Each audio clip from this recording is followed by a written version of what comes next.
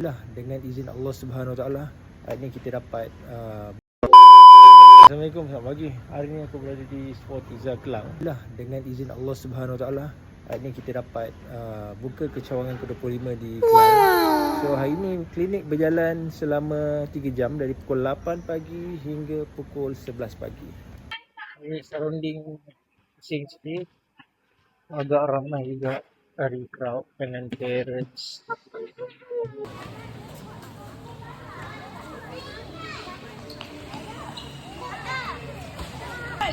Dia boleh jalan dah.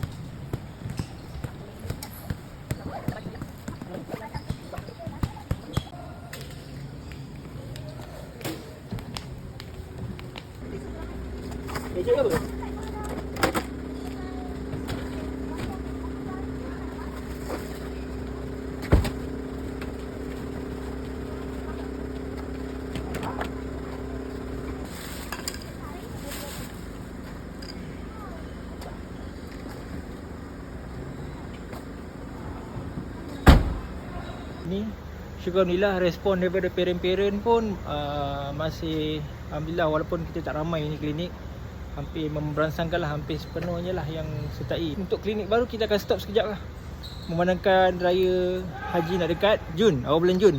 Kita akan berada di Banting dan beberapa lokasi yang berlainan. So kita planning untuk buka di lokasi-lokasi lain di Lembah Kelang. Kalau korang ada komen-komen lokasi mana yang sesuai untuk buka di Lembah Kelang, korang boleh komen di bawah. Terima kasih.